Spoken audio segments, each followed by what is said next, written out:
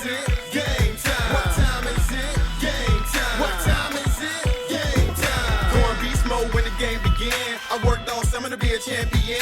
At Venice High School, all we do is win. Man, it feel good to be an Indian. And welcome to this week's edition of the John Peacock Coaches Show. I'm John Masoni here with Venice Indian head football coach John Peacock. And Coach, Friday night, the First Academy Royals out of Orlando came into Powell Davis Stadium. And you had warned us that they were a very, very talented team in advance of that game. And it proved out to be true, and it was a tough loss for the Indians, 21-14. Yeah, kind of a tale of two halves. We no doubt. We made some mistakes. I made a mistake, and we kind of gave them some easy scores there in some moments that we probably shouldn't have. And then, at halftime, we just challenged the kids to go out and to compete. I think they were. I think that first half they were kind of, reading the clippings about, who's a 4-star and who's committed where, and just was maybe a little bit in awe. And then, we just challenged them to compete at half, and then they came out, and it was, we kept them off the scoreboard the entire second half, and it almost gave us a chance to win the game there at the end. Yeah, no doubt. As far people were asking me, because some people didn't see the game, said, what was it like? I said they had a very set of unique athletes on that team. Yeah. They had a freshman tight end who was 275 pounds, and he looked like he should be playing guard, and he was running patterns and making little soft one-handed catches. Yeah, very, very athletic, too. And then you had the number 6 on their team who started out playing wide receiver and then ended up being the best running back on the field by the time the game was over. So guys that were like that, it wasn't cookie cutter their players, but you could see that they had some talent for sure. Yeah, and the quarterback was super, super athletic. Yeah. And extended plays with his feet all night long. That was kind of tough for us. And they were just loaded with athletes. The offensive line, they had a Clemson commit at tackle, and then I think there was a Wisconsin commit next to him, and then a junior 4-star next to him. Right. So they were super, super talented. The running back was a 4-star kid. That's going to a major university, and then the receivers. The tall receiver was the receiver at Lake Mary. Yeah, you told me that. He's just loaded with Division I talent everywhere, and especially the D-line. I thought the D-line, those guys, those guys looked the part, played the part, and it really and truly, this is why we play those games. Yes. Bottom line is, we kind of found ourselves at halftime, and we kind of had some players step up and say, you know what, we're going to compete. We're not going to go out there and exactly what get our brains beat in. And so I think, I don't think, but I know that we matured a lot from this game, and I think we discovered a lot of things. And these games also expose your weaknesses and expose everything. And it's just I wish we didn't have so many right off the bat. And then a week from now, we're going to have the number 1 team in the country roll up with the number 1 roster in the country. But I'm excited to see, since we, to see how we're going to compete against that IMG team too. Well, you said about the two halves, and I know you're not a silver lining guy. Your loss is a loss, and nothing good comes from a loss in some cases. But I thought the second half of that game was a real breath of fresh air to see the competitiveness. Let's not even talk about the execution, but the competitiveness. Right. It stepped up, and it was good to see, because I thought they didn't think for a second they couldn't come back and win that game, and so that's something that's ingrained in your culture. You don't just figure that out in the locker room. So I think that competitiveness, that those guys who played for state championships the last couple of years, they now know that this is where we got to get to as far as we need to be successful. And I think we're all aware. If you're in our locker room, you're aware of why we play these games, and it's for one goal, is to get ready for one, our district, and 2, the playoffs. Right. And it's a totally different season once the playoffs start. We're not trying anything out new. We're putting our best foot forward, and our ultimate focus is going to be win each game by 1 point. Just be the winner of each game, and that's it. Where right now, like we're just now in our quarterback Yeah. Just this week will be the first. This will be the first week where we don't have any quarterback drama. This is very Bill Belichick-y in a set, because Belichick should take his first 4 games, use them as preseason games to get his stuff together, and then here's where we go. In some ways, you're almost in the same boat. Like you're so many weeks in, and you're still figuring out roster situations. And we have it all figured out. I think one thing that's really, really important, or one thing I know that's important with your team and to have a successful team, is that everybody knows their role. Right. And they accept their role, and they try to do the best job they can in their role. And I've been telling the kids that for the last couple of weeks, and I think we're at the point where everybody knows their role, everybody's accepted their role, and the ones that haven't aren't here anymore. Right. So exactly. A little bit about the game too, but offensively, it was a struggle, but you guys stayed scrappy, played hard, got some things going in the second half. And on the defensive side, I thought they played hard the entire game. And defense, some really splash plays and players. Ashari Charles in particular. I know the highlight package is going to be probably a lot of Ashari's plays, because he had some numbers and had played in a way that was next level stuff. He did a great job. And I think one thing with Ashari and this team, and probably what you'll see against IMG, is they didn't send a running back, a tight end, and the offensive tackle there to block him. Right. They felt like, we have we can take a guy committed to Clemson, we can block him. And then I think probably after watching that, they probably think maybe we should have helped him. Yeah, because it was quite good. And then, but again, a lot of his playing partners on that D line and then right behind him played very, very well. Yeah, I mean, he played an unbelievable game, unbelievable effort in all facets. Yeah, there's no doubt about it. Well, this week again, we're here at Bogeies. We always enjoy everything. And again, I had somebody say to me, "How do you guys do it? How come we can't hear the noise at Bogeies? We know there's people there." Well, I can't tell them all the trade secrets, but there are a lot of people here. In case you're not hearing them, today, yes. It's packed. And so there's I think people are climbing back a little bit early. They're watching those hurricane forecasts, or maybe let's sneak down a week or 2 earlier. So definitely that's happening. You went off course a little bit. Yeah, but I lied. I didn't get the special day, but there's no jinxes on it now. I couldn't get the special. I went pizza. You went pizza, yeah. I understood why that would have been it sounded delicious. I'm not sure it was a coach's show meal you wanted to have. Very, very rich in its ingredients. I went ahead and got one of their signature bowls. If you haven't had their bowls, they're really good.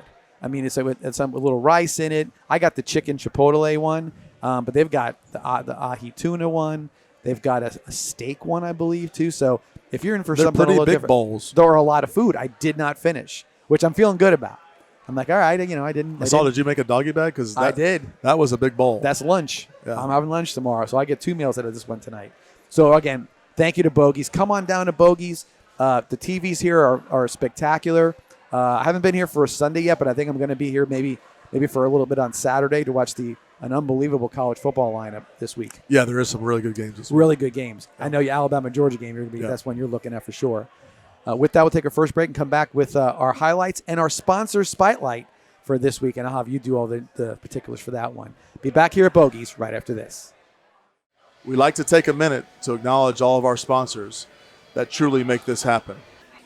State College of Florida, Chick-fil-A, Absolute Aluminum, Jenkins, Lightning Fast Car Wash, Venice Pest Control, Players, Ryan Brown, Damon Wilson, Trey Burton, Ships Excavating, AstroTurf, Athletes Perspective Group, Xtech, Advanced Asphalt, Sarasota Ford, The Hupp Group, Bogeies of Venice, and a special thanks to Suncoast Credit Union. At the Hupp Group at Keller Williams Island Life Real Estate, luxury isn't about price. Luxury is about the experience that we deliver to every client. We are a full-service real estate team offering expert marketing, strategic negotiations, and 5-star communication across every transaction. Our team includes 7 licensed realtors who work together to bring results, experience, and personalized service at every price point. With dedicated in-house marketing, operations, and complementary property styling, we elevate every listing and guide each buyer with precision and care. Over 80% of our business comes from referrals and repeat clients, because at the Hupp Group, every client receives the luxury treatment, no matter the budget. The Hupp Group, strategy, results, luxury.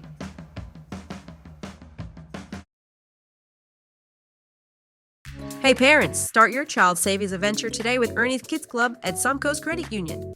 New members who open a youth savings account get a free 2025 Zoo Tampa Pass, financial literacy activities, and entry into special giveaways. Simply become a member and make an initial deposit of $50 or more to qualify for the Zoo Tampa Pass. Invest in your child's tomorrow while unlocking roaring savings today. Visit suncoast.com/kidsclub or your nearest branch to get started. Quality education, exceptional value, and endless possibilities. All at State College of Florida. Thinking of starting college or switching careers? Our flexible schedules and student resources will help you get to the finish line. Apply today at scf.edu/letsgo. Back here at Bogeies for the John Peacock Coaches Show. Coach, sponsor spotlight. Give it up. Okay, well, the sponsor spotlight is, there's a lot of companies in football, and there's a lot of people that sell different things, and they promote different things, and all their this is a game changer in the sport of football, and buy this gimmick here. Well, one thing I really do believe in is Xtech shoulder pads. Okay, and we've had them since 2017. The entire team is equipped with them. They're lightweight. They don't hold moisture, and the demonstration I saw kind of sold me on it. He had an offensive lineman from University of Miami who just graduated, and he took a pad and he put it on my wooden desk. He put the part of the pad. It's only about this thick, and he put his hand on top of it. Then he put another little thin pad on top of his hand, and he took a helmet and no, he did not. And bam! I mean, it scared the hell out of me when he did it. And he's like, "See, I don't feel anything." I'm like, "That's unbelievable." You got the sale. I said, "All right, for 100. Give me 75 of them, and we'll go from there." And we've had them ever since. Like, I wouldn't even think about or entertain buying a different set of shoulder pads. I mean, they're that good, and the kids love them, and it's such a different look. I mean, you look back. Listen, 15 years ago. I'm going to give you one real quick. The 2000 team. Okay, the pads. It looked like they were like so top heavy. Yeah. And their pads. I don't know how they could run and catch and throw. It looked almost impossible. I mean, how much better could they have been with Xtech shoulder pads? Well, it's lighter. There's obviously there's more movement. You can move your arms a lot better. You look in the NFL, like when their jerseys come up, majority of them are Xtech. And it looks like they're wearing flak jackets. It doesn't look like they're wearing shoulder pads. Yeah, and every year I get a call from kids in college and say, "Coach, can I get a pair of Xtech because we don't have them?" And I'm like, "No, you can't." But I told you we had it pretty good here, right? You know what I mean? Right. So, yeah, Xtech they do an unbelievable job, great customer service, and their equipment is top line. Another thing we use is the knee pads. They got these ones. little tiny knee pads that are really flexible. Same material that's on the shoulder pads. Sure. The kids love those too. I mean, because they go right in there, and it's so flexible. It's just kind of like you're not bothering them at all. Kind of like your pants. It's almost just like another layer of pant. So Xtech is an unbelievable company, and I truly, and I'm not just saying that. I truly believe in their product, and think it's really groundbreaking in football. I wish I could tell you guys to go get Xtech, but I'm not sure how many people will be walking on Venice with shoulder pads. Well, you can buy Xtech shoulder pads on Amazon, I saw, but you really need to go through a rep though to get them. Get the right stuff. Yeah. So thank you, Xtech, for being a sponsor on the John Peacock Coaches Show, and now we get to watch highlights from Friday night's game against the First Academy Royals, right here. All right, so you can see their offensive line. I mean, they're that left tackle is a Clemson commit. Physical. See Ashari flying in there, almost making the play there, but defense played well. I mean, they're loaded with athletes, and Neely and Letts and Judson, all had really good games. Judson's having a great year. Yeah, he's showed up every Friday so far. Hupp played well. There's a little pressure right there. Ashari caused a fumble here, and Judson recovers it. But great hustle backside, getting that quarterback. That guy was fast now. That quarterback is athlete and got to him fast. But he kept his eyes downfield, too. He wasn't just looking to run every time when he got pressure. Unfortunately, we were unable to make a play, and there's Ashari again with a sack. I mean, he's like getting shot out of a cannon. It's unbelievable. And he did that a few times. And the kid next to the quarterback, that's the freshman tight end right there. Yeah. Throwing the ball to him in the flat. I mean, that's a big boy. You said 270. He's more like 6'3", 280. He's huge.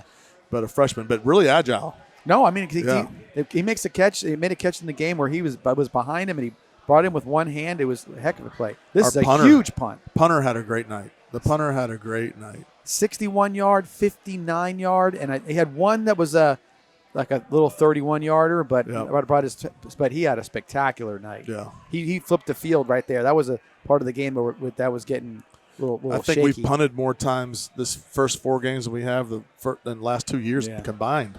I wouldn't doubt it, especially if you're a fourth down guy. So. Right, and then you see Ashari there making a play again in the backfield, and that back, I'm not sure where he was committed. I want to say he's committed to a big time school. I remember something about an SEC school. So. Yeah, it's definitely an SEC school. I can't remember where.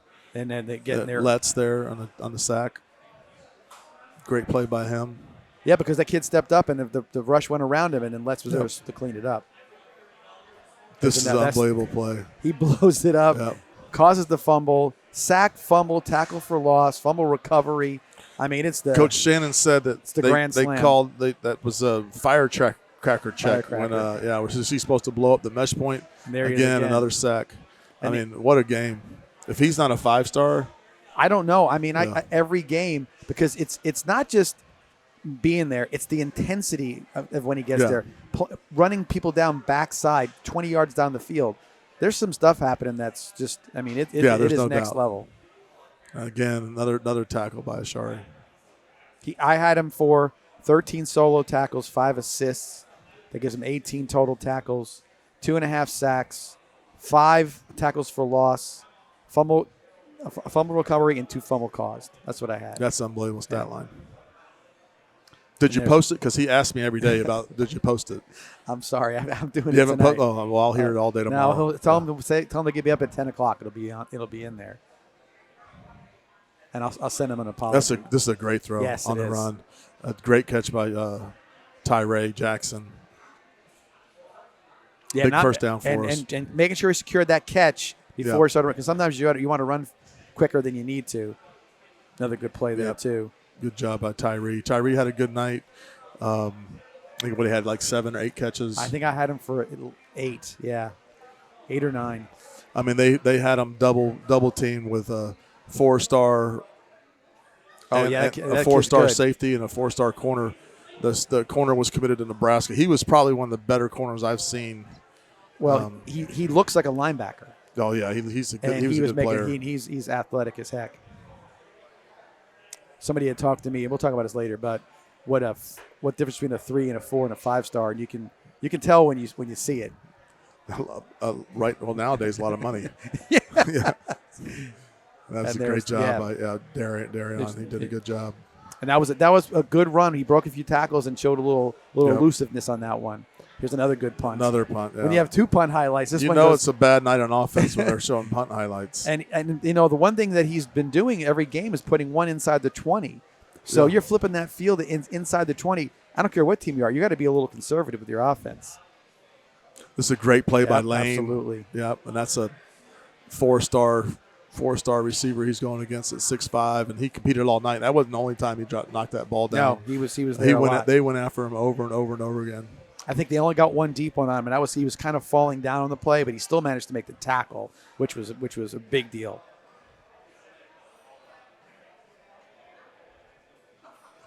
Good throw and catch right there. Because you got to get it out of your hand. We did a good job the second half on offense. We just made some some crucial errors, and some bad decisions that we'll get better at. That's Ashari and Judson. Weatherington, Weatherington, yeah. They're all there. I mean, the defense did a great job. They really did. This is a great throw and catch to Tyree. Yeah, right there. And he got good position. That's the only time that whole night we got single coverage. And I was able to change the play late, and you see what kind of happens.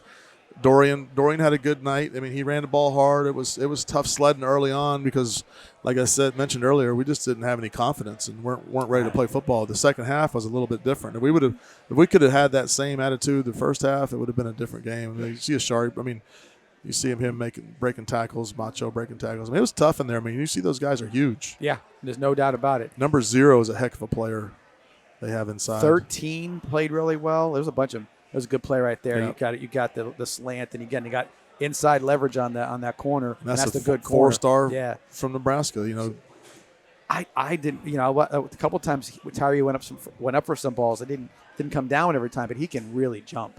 Oh, Tyree, he gets up there. He high points the ball really well. Another big play by the defense. See there was a lot of plays made on the defensive side. I think it's be the game with the most tackles for loss. There's that's Judson in there. So final score 21-14. And Coach, I was going to ask you a question. I mentioned a little bit in the highlights, but you see some guys that on this team is a 4-star athlete, how are they ranked? When you can see one of those athletes, what do you see in regards to what makes them different from a 2 or 3-star athlete? Well, a lot of it's not always based on how well they play. Right. A lot of it sometimes is based on what they look like. Measurables. Yeah, they're measurables. How tall they are, how fast they are. Arm length seems to be a big thing. Correct. and then it's always goes back to who's offering them. Right. Or where they're committed to. So I mean, for instance, if you come out and let's say tomorrow Colton Lynch commits to Alabama. Right. Well, he's probably going to be an automatic 4-star. Yeah. Oh, he's a 4-star. He's 6'6". They know what they're doing, right? Yeah. So a lot of it's not always about playing time. A lot of it's about where you're getting offers from and your measurables. And I think too, sometimes I look like on defense when you see a 4-star safety, when he hits you, if he's really like that kind of athlete and he puts his hands on you, you're down very quickly. Right. Really, very quickly. Because it's almost like they have that they know how to sort of take their energy, whatever their core energy is, and unload it on you in a manner that's just like that's what looks different. You can see like, wow, okay, he was there. He put that guy. There wasn't an extra inch for that person to go forward. We played against a lot of 5-stars, and a lot of 4-stars, and obviously next week, the IMG, everyone will be 4 or 5-star. Oh, I was talking to somebody when Atlanta played Minnesota, and that's Michael Penix and that's J.J. McCarthy, and that's like I'm like we played against both those guys. Yeah, we played against both those guys. And they both played at Powell Davis Stadium. You know what I mean? And so when you play the and guys, one and one loss. So number 1 draft picks, national championship for J.J. McCarthy, and we saw them play right there at Powell Davis Stadium. And I even to this day, I'll say that my opinion that McCarthy was the best looking quarterback I'd seen as a visitor. And he played well too. Yeah. Oh, he threw the ball. He was a good quarterback. He deserved his ranking. He definitely There's no did. doubt about it. He was a real deal. And Penix got better because he was good, Yeah. but he definitely honed his craft. He threw it pretty well, but he's really I'll give that guy credit. He's worked at his craft to become that good of a player, high draft pick like that. Yeah. But anyways, like my point is, like I said, so you play these guys, and then sometimes you play against a team that has 2 4-star guys, and you play with somebody with none or 5. But when that collection of players, they didn't. I saw 88 on defense. They mixed them up a little bit here and there. Yeah. But those guys had that whatever that it factor is. You could see that those guys were playing with that it factor. They had a physical presence about them that seemed like it was just a little bit different from. Listen, pregame I was like, dang, all right, right. They look like IMG, like IMG was absolutely right. I mean, IMG probably, might be a little bit bigger on the offensive line, but I mean, it looked like a IMG team, and like I said, like we just weren't. We saw that, and I think that we just weren't ready to compete the first half, and I think it took us a half, and then they were ready to compete, and that's a good thing because, I always say in 2017, if we didn't play IMG, different story. You don't beat St. Thomas. We don't beat St. Thomas. No, because then when we're playing St. Thomas and when you got all the 5 stars and 4 stars rolling out, and then everybody's in awe. Oh, look at that! There's there's so and so and there's so and so. Well, they played IMG already. They had, I think that year they had 6 straight All-Americans on defense. So we weren't playing anybody better than them. Right. And they were the real deal that year. Yep.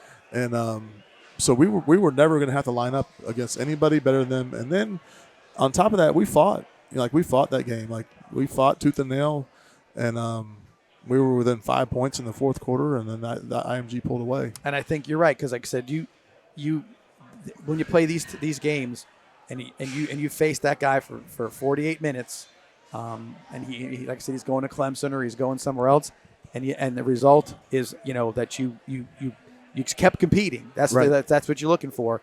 Then the next time it just becomes a little bit, I wouldn't say easier, but you know what to expect. Well, I think one is that you'll just compete off the bat. Right. You're not feeling anybody out. We're not going to miss a whole quarter. Right. And like I said, it's part of the process. And I know we're sitting at 2-2, and we knew going into the season that it could be this way. Like I addressed the team, before we played anybody, and said, I want you to understand something. Like we were inches away last year of entering the playoffs at 6-4. Yes.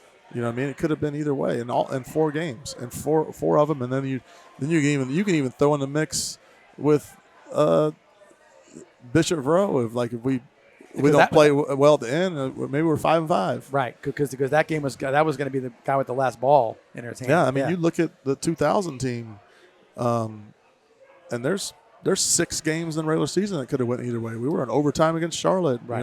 There's 14-10 against Riverview. So, and they got to understand, winning and losing, there's a fine line between winning and losing. Absolutely right. And I think this is what, again, if there's a lesson to be learned, it's like you compete the whole way through.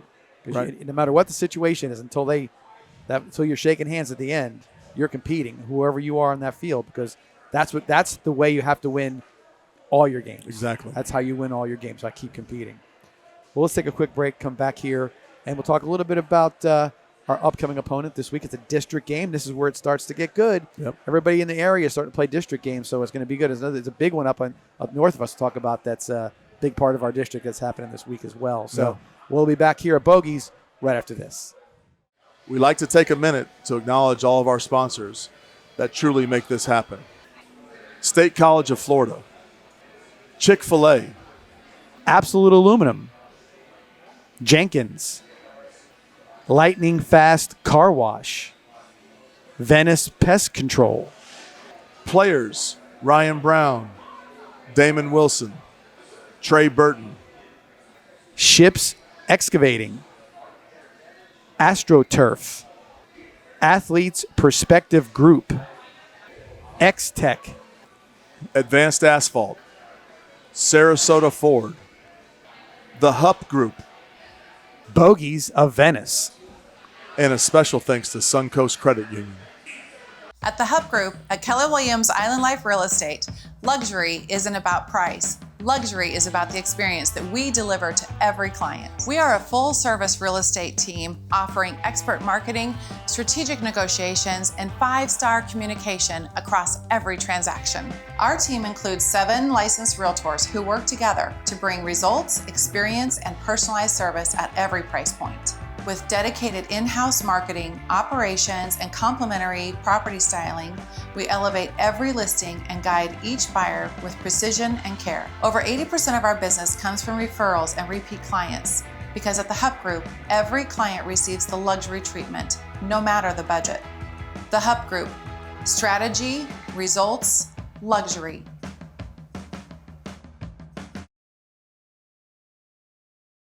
Hey parents, start your child's savings adventure today with Ernie's Kids Club at Suncoast Credit Union. New members who open a youth savings account get a free 2025 Zoo Tampa Pass, financial literacy activities, and entry into special giveaways. Simply become a member and make an initial deposit of $50 or more to qualify for the Zoo Tampa Pass. Invest in your child's tomorrow while unlocking roaring savings today. Visit suncoast.com/kidsclub or your nearest branch to get started. Quality education, exceptional value, and endless possibilities. All at State College of Florida. Thinking of starting college or switching careers? Our flexible schedules and student resources will help you get to the finish line. Apply today at scf.edu/let's go. Back here at Bogeies and the John Peacock Coaches Show. And Coach, this week, Lehigh comes into town. They've been here before. They played in the playoffs not long ago here. 1 versus 8 matchup early in the Richard Young, the 5-star running back who was starting for Alabama. Is he still starting for Alabama? I don't know if he's still starting, but I'm pretty sure he probably plays a lot. He was after the injury or whatever. He came in. He was starting right away, and he was a brute at running back. There's no doubt about it. Oh yeah, he was strong, fast. I mean, he was put together. But that game they had to do a lot of. They put him on defense a lot. I think that wore him out a little bit on offense. But they come in here, and obviously district game, right? So you got to be prepared for this one. What should we expect from Lehigh and Venice? Well, I'll tell you, they don't have a Richard Young. They don't have someone of that caliber, a 5-star running back. But they, as a team, they're a better football team this year than any team that we've seen so far from Lehigh. I don't think they're to the stage of their world beaters or anything of that nature, but they are turning the corner.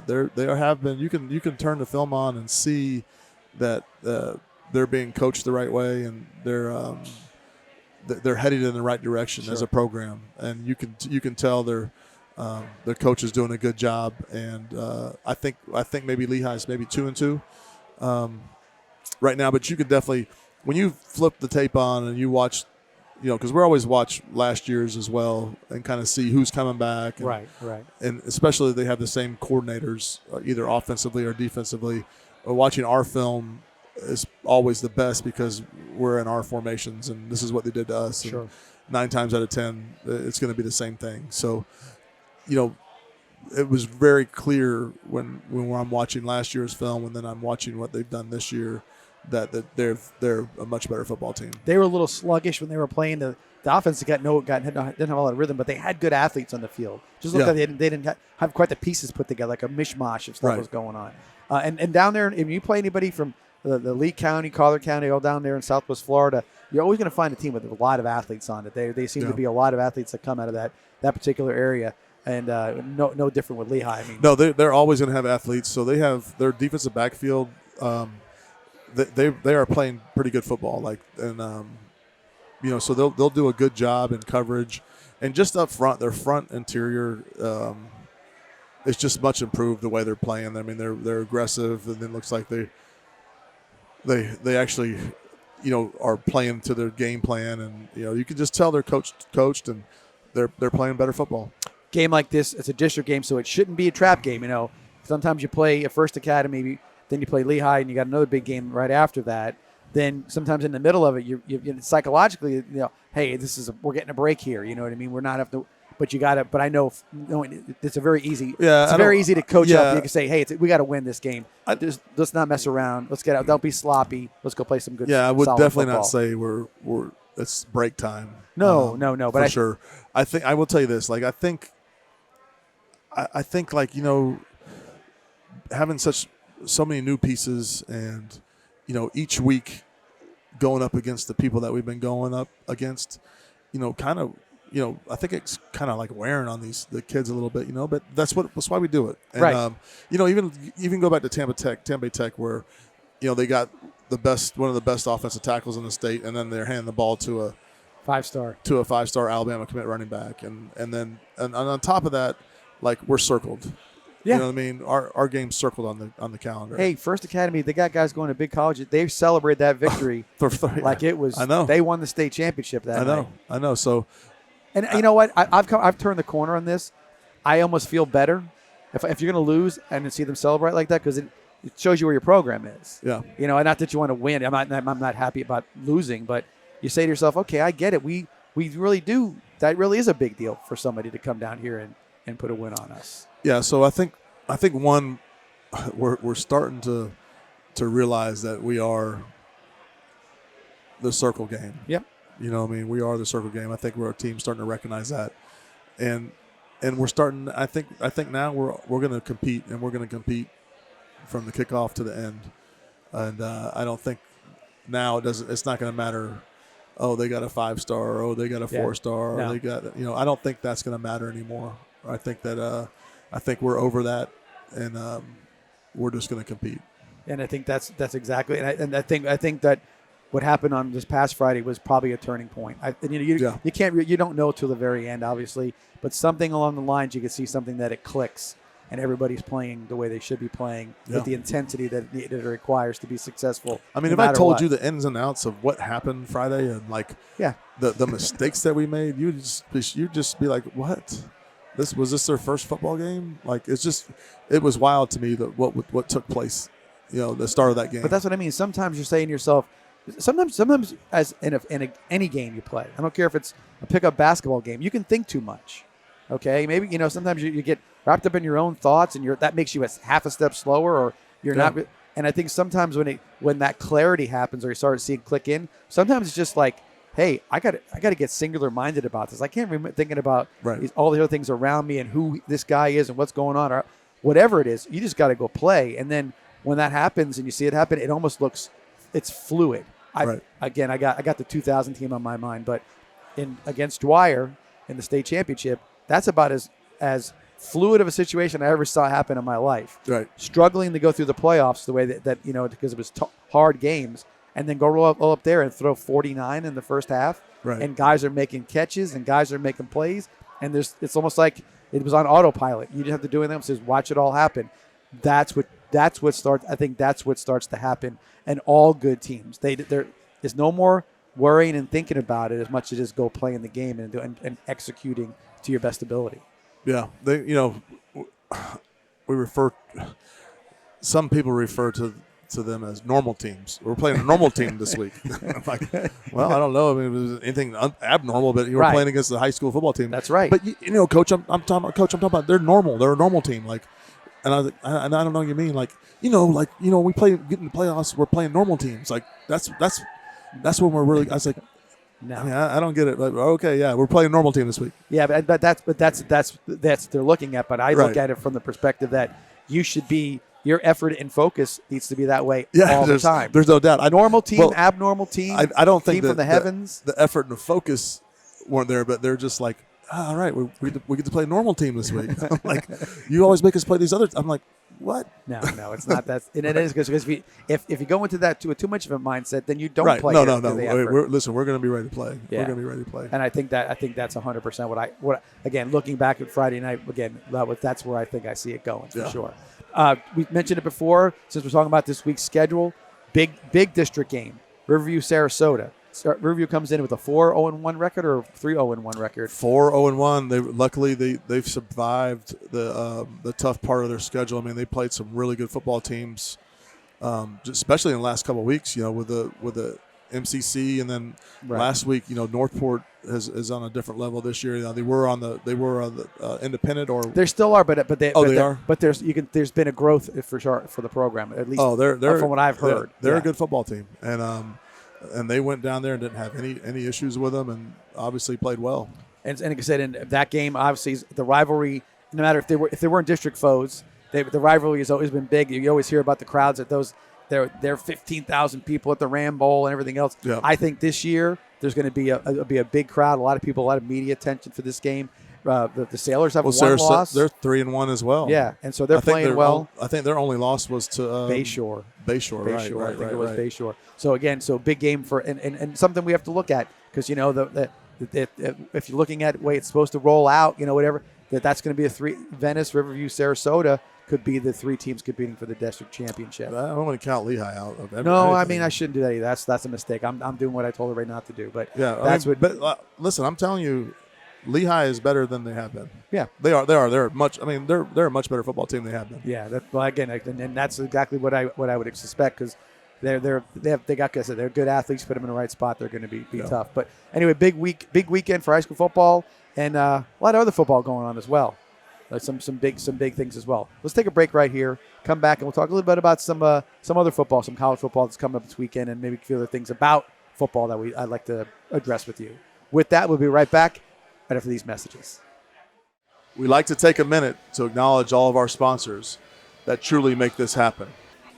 State College of Florida, Chick-fil-A, Absolute Aluminum, Jenkins, Lightning Fast Car Wash, Venice Pest Control, Players: Ryan Brown, Damon Wilson, Trey Burton, Ships Excavating, AstroTurf, Athletes Perspective Group, Xtech, Advanced Asphalt, Sarasota Ford, the Hupp Group, Bogeies of Venice. and a special thanks to Suncoast Credit Union.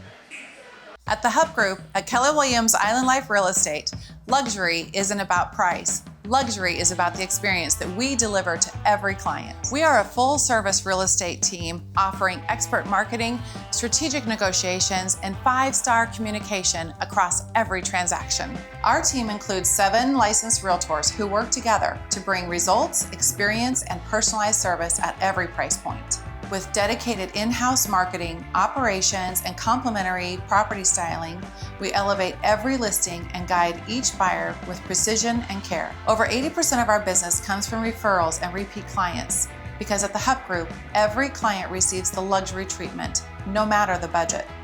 The Hub Group: strategy, results, luxury.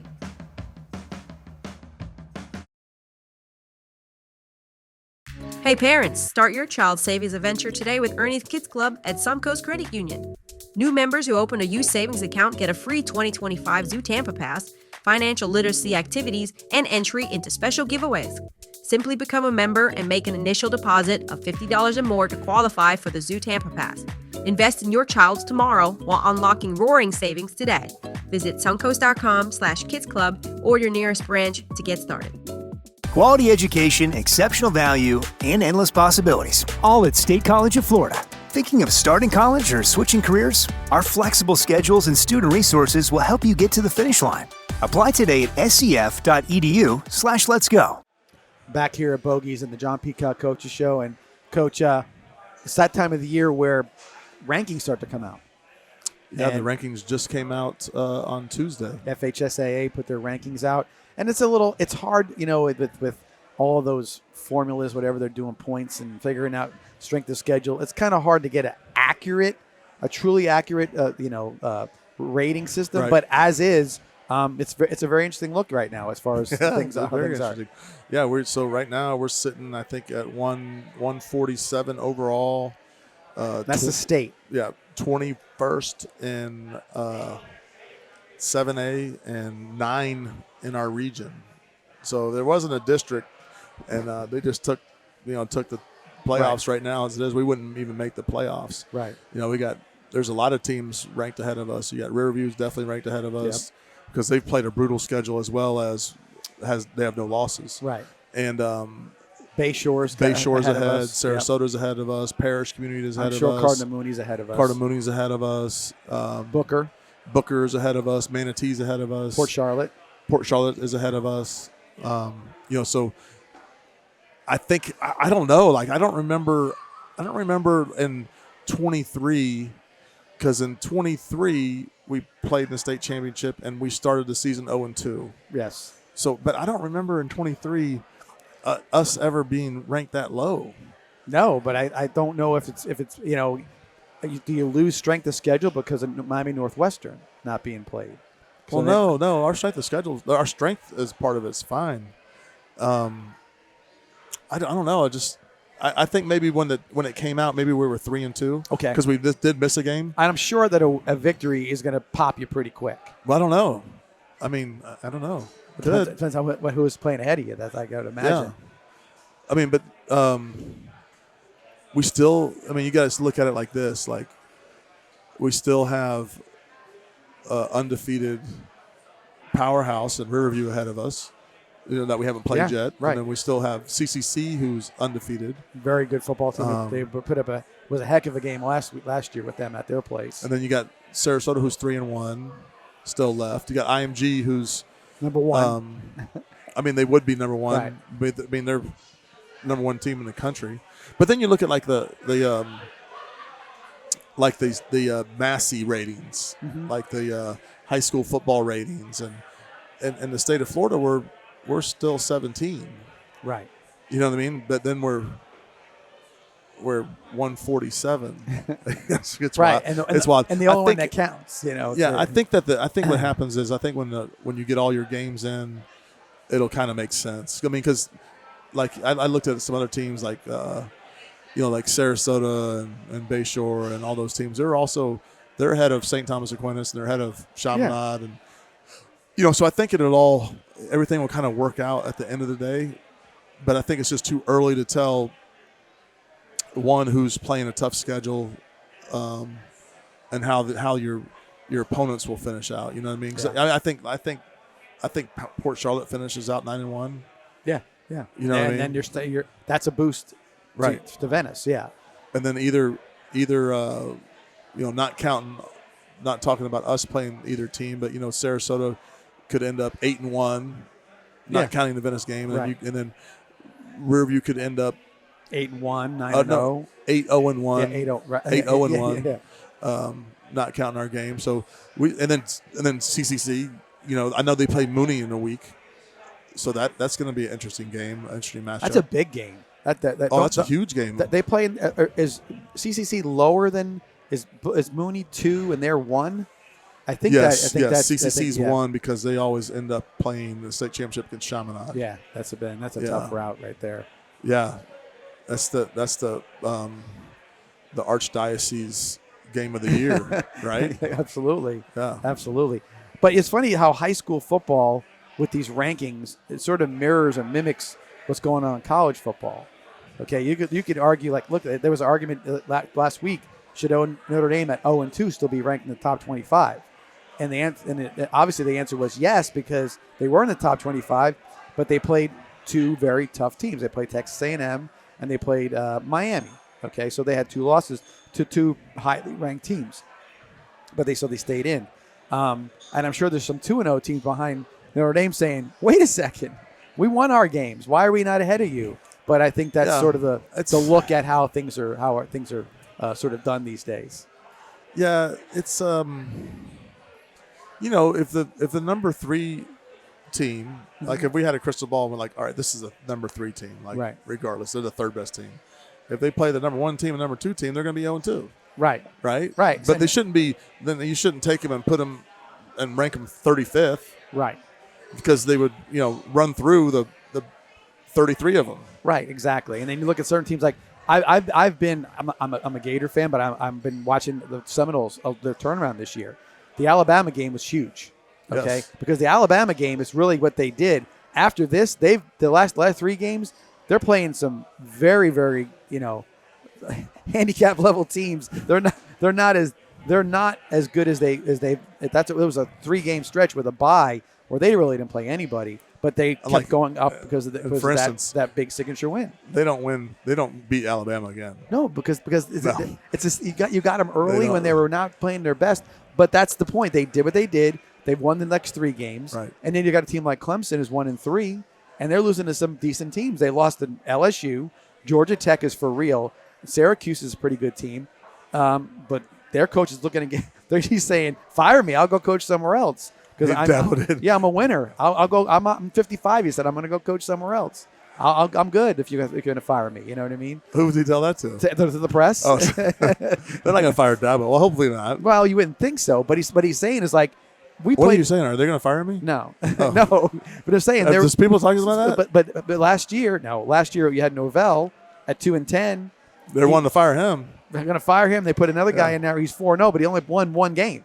One significant game, which was a big game out beating Alabama. But since then but last year they were getting beat by whoever showed up. Well, I can tell you this. I'd have a hard time believing that last year's team wouldn't beat those 3 teams they just played.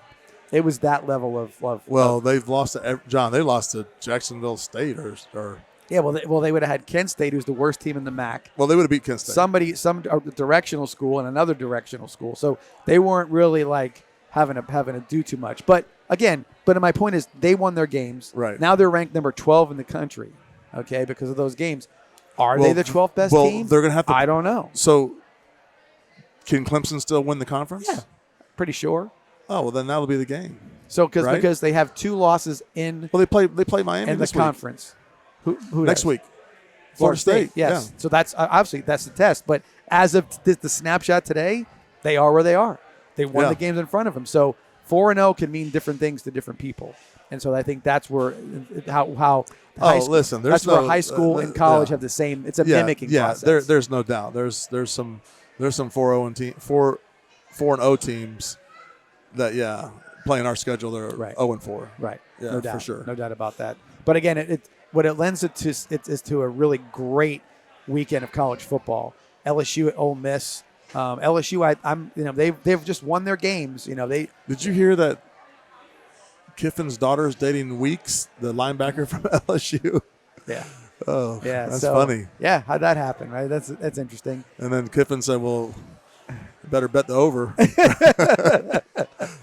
And then Alabama, Georgia, the 7:30 start. That's a massive game, in SEC as well. So those two big games are out there.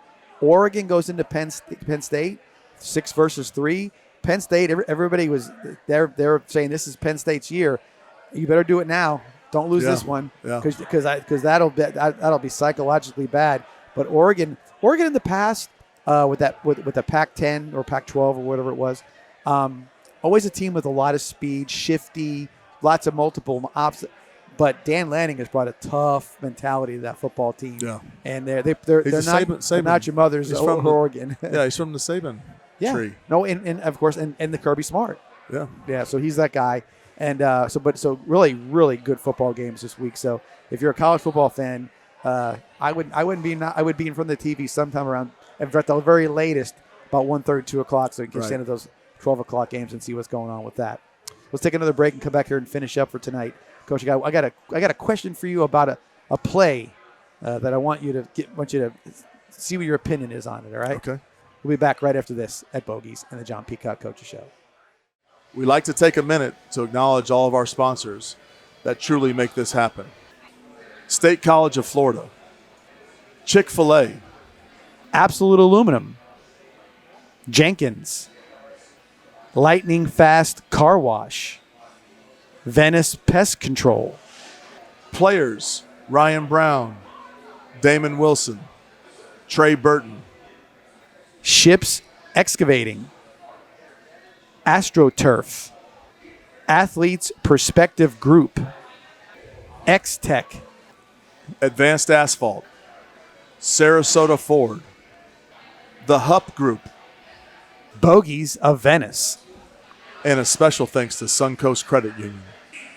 At the Hupp Group at Keller Williams Island Life Real Estate, luxury isn't about price. Luxury is about the experience that we deliver to every client. We are a full-service real estate team offering expert marketing, strategic negotiations, and 5-star communication across every transaction. Our team includes 7 licensed realtors who work together to bring results, experience, and personalized service at every price point. With dedicated in-house marketing, operations, and complementary property styling, we elevate every listing and guide each buyer with precision and care. Over 80% of our business comes from referrals and repeat clients, because at the Hupp Group, every client receives the luxury treatment, no matter the budget. The Hupp Group, strategy, results, luxury.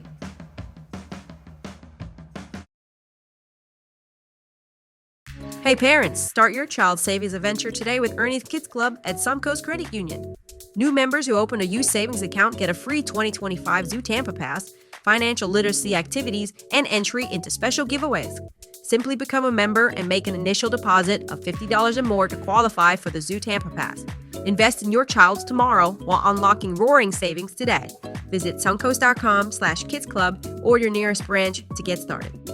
Quality education, exceptional value, and endless possibilities. All at State College of Florida. Thinking of starting college or switching careers? Our flexible schedules and student resources will help you get to the finish line. Apply today at scf.edu/let's go. Back here for our final segment of the John Peacock Coaches Show. Coach, question for you. There's been a play the last couple years that has been an NFL thing where there's been a bit of controversy. Not sure if it's a legal play or not, but it's the brotherly shove or the tush push. We have a little thing on the 941 Sports Zone podcast that we called "What's Bugging Me." It's bugging me that they can't seem to get together on this bit of a play because people are calling it's not a football play, it's not a rugby play. Now officials are saying we can't officiate it because we can't see when the ball's being snapped. Guards are jumping offside. We can't call the play. I'll ask a specific question and then you can give your opinion on stuff. Do you think it's a football play? Well, I do, but a lot of the times when I see it, there's a lot of people in the neutral zone. 100% right. Their helmets are in the neutral zone, and everybody's got this sort of weird angle on their heads, and they're all going down like they're trying to burrow. Yeah, like a gopher into a hole. I don't agree with it how they're doing it. I agree, like you should be able to run the quarterback sneak, and someone behind you should be able to push you, but the way they're going about it and lining up and doing it, no, I don't think you should be able to do that. Because I was saying the other night, I'm like trying to say this properly, but let's say you say to yourself, okay, here's what we're going to do. We're going to get the smallest guy we can get on the field. A little guy, whatever, like that. Put him in a football uniform, hand him the ball, and then the 3 offensive linemen get ahead of 2 guys block, and they carry the guy down the field. He's like the football. He turns into the football. No. You get a tiny guy. Yeah. You snap him the ball, and you throw him over the top. Over the top. So there's again. So and it sounds like you're making a mockery of it, but it is a mockery at this point because I've heard people say the play is good. Just don't have the guys pushing behind him, because the pushing from Goddard. We're talking about the Eagles. Right. If whoever it is, they're pushing him. That's the illegal part, because they shouldn't be able to push somebody through, because you can't block the guy behind him or you can't get in their way. Well, pushing's not against the rule. The only thing that's against the rule is pulling. Okay, but I've seen people pull people a lot. That is against the rule. You can't pull. You can push though. Yeah, and so so my thing is that it's sort of. To me, it's like taking liberties with the rules, and everybody's like, well, not everybody can do it really well. Well, you can't be in a neutral zone. That's the point. Now, so why don't they call that? Because now the official, there's a guy, Dean Blandino. He was the head of officiating for the NFL, and he's on Fox, I believe, Fox or CBS, which one it is. And he said, I look at the play now, and I don't think you can fairly officiate that play with the manner in which they're submarining and they're doing whatever. Can you really see where the ball is, where progress has stopped, because you can't find who the guy. It's like it's a mash of stuff. And I don't know if this is true or not, but somebody was saying that even the rugby folks have gone away from that sort of that scrum that they do, or how they ever do it, not for injuries or whatever the purpose was, but. It doesn't seem like in the spirit of what's going on that's really a play that needs to be in the playbook for some people. And I know that it sounds like I like the Eagles. I root for the Eagles. I think they're a good team, but I just don't like that particular play. It just seems like it's above and beyond what you should be allowed to do. I wonder what the average you get on that. As far as yardage is concerned, yeah, probably. I would say 2 yards. Because you're usually lining up at the 1 or the 2 when you're going for a yard or 2 each time, and then maybe like every second or third one you get 3 yards. Yeah, I could see that. Depending on where you're at. Do you want to commit everybody to the line of scrimmage if you're 3rd and 1 at the 30? Probably not, because they could just pull the ball and throw it if everybody's going to be at the line of scrimmage. So what happens if they just line up and do it down the field? The whole way? The whole way. If I'm Philly. You know what I'm saying? And it's hard to say you would do that in the context of the game. Let's say it was out of control. You're up by 30 points. Go out there and make a statement and say, "Let's just do this." And they go just like a tank down the field. I would actually get a kick out of it, because that's almost, and that would be saying to the NFL, now do something about it. We just went down the whole field. But they don't want them to do something about it. Well, no, but Philly doesn't want them to do something. No, but I think that it's at some point in time, if you can be successful Dallas should down the field. Dallas should do it. Well, listen, anybody can try to do it, but Philly seems the one who've mastered it. I mean, they've talked about Josh Allen. He's a bigger quarterback than Jalen Hurts is, but they're saying that's a detriment to him because he doesn't get down low enough. Hurts is only 5'11", and he's got the best squat on the team. So he's a unique player that can run that play very well. I would like to see them say, okay, keep it, but you can't have all these guys pushing you. Let's see if you can do without the push. I just say just make sure, be real strict on who's in the neutral zone. Yeah, well, and it seems easier to figure out. Their heads are in the neutral zone. Yeah. Just blow it, and that's it. Yeah. Well, offsides now, it's loss of 5, punt it. Right. And there was another situation where somebody kept on getting but they were the Redskin guy was kept on jumping off sides against the Eagles, just the linebacker, and it was like being ridiculous because the ball is only going to move, a quarter of an inch. He's just going to keep trying to time it up perfectly so I can get over the top. Because they're on the goal line. He said, "Well, I don't care if I'm offsides. I can be offside 16 times. I could have 10 penalties, all for them that light up to for a half a yard. Doesn't make a difference." And they were like, "Do you just award him a touchdown because this guy keeps on breaking the rule?" But you don't. I mean, so that's what's going back and forth with this whole thing. Right. So it's interesting to see. We have no designs on doing the brotherly show. Maybe. Hey, things keep going the way they're going. Maybe all the way down the field. Now, see, when you have your jumbo package, you put everybody in front of your players, not behind them. Not behind them. So could you push somebody in the end zone in high school? Yeah, you can push somebody. You can't pull them. Okay, so you could do that if you were inclined. Yeah, you can't push them. You got to pull them. Okay. I mean, sorry, you can push them. You just can't pull them. Gotcha. Well, I mean, like I said, if it's there while the getting's good, because if they outlaw it in the NFL, I'm just surprised that they haven't done anything off of it. I'd pull it, go and throw a pass or something. Absolutely. Off of it, yeah. Because you got Goddard behind him, right? Yeah. If everybody's right there and you just pull the ball and flip it out to Goddard. Or run an option. Yeah. Or just something speed off of option it. down yeah. Or snap it between his legs to Goddard. You know what I mean? They've never. I guess the effectiveness is that they don't need to do anything different. Just run that play. So yeah, but that would definitely unclutter the line of scrimmage if you did that one time. Well, it changes how you call the plays, and like it's 1st and 9.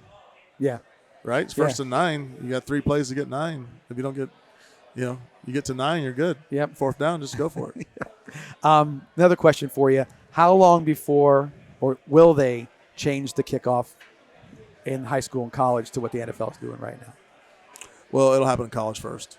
Right. And then it will happen in high school. Is it inevitable, or are we just thinking that this is an experiment the NFL is doing that may or may not last? Well, let me ask you this. How many – I don't particularly notice a lot of injuries on kickoff in high school. No, but and they're saying there was a lot more in the pros because of there was percentage of injuries based on how many plays or whatever it was. So the percentage of injuries was higher than on the other play. Right. I'm not sure it's like that in high school. Like I mean, again, I don't know. I don't know if he's keeping the stats on that for sure. But the idea is, so we talk about an advantage that we have or we've had over the years with a kicker being able to kick the ball in the end zone for a touchback. So in this case, a touchback in the NFL goes out to the 35. 25. No, the 35 now. This year's a 35. 35? Yes. So that's why you see these guys, they have to land Is that why they've been kicking it short? Short in the zone, because that way they have to return it. Right. And they can now and again, that nobody starts till he catches it, that kind of thing. Right. So you're seeing guys. I've seen the average kickoff return goes out to about the 27, 28, 30. Yeah. That's it. But it's for sure to the 35. If you kick it end zone. And then if you don't return it, it goes to the 20. I know that. Right. And so the other thing was this. Right. So the other thing is this. There was a safety in a game a couple weeks ago, and they're like, this is a big deal now because the kicker's got to get it into the drop zone, whatever you call it. If he doesn't get it inside the 20 on his kick, by rule it goes to the 50 because you're 15 yards back. So you, on a free kick, you had to get that ball to a certain spot. Otherwise, you're going to get they got the 2 points and the ball at the 50-yard line. And if you're the Detroit Lions, you're in field goal range. Anybody, right? Because then lies the thing. I'm just saying that they tried a 66-yarder last night. The kickers. Well, there's a guy who made a 70-yarder in preseason, but that doesn't count for the record because it's preseason. Who was that? Was it the Jacksonville kicker, I believe? Why in the world would he do that? Listen, that would be horrible. The 70-yard field goal? To do that in preseason. Well, let him do it, and he kicked it, and he made it. I would refuse. No, I'm not doing it. I'll break the record in the regular season. I'm not doing it. You give me a chance in regular. I'm not doing it. There's about 5 kickers right now that I think can kick it. Yeah. 75 yards. The Detroit guy would have made it. It just was wide. It was wide left. Yep. There's no and again the Dallas kicker, he looks like he can kick 80-yard field goals the way he kicks it. So that being the case, I said so they've taken away the advantage of having a good kicker. And I guess I get they're trying to sort of spice up everything without eliminating injuries at the same time. I Right. don't dislike the play. It's just kind of an oddity, and it's not happening anywhere else. It's just a matter, I guess, Yeah. when that happens. Well, Coach, another show in the can, as they say. Good luck this Friday night. Lehigh's coming in, and it's going to be a big game. It's district games. That's always the big ones. Ones that Circle count. them. That's ones that really count. And thank you for all watching us tonight. We really appreciate it. For John Peacock, I'm John Masoni. See you here next week on the John Peacock Coaches Show.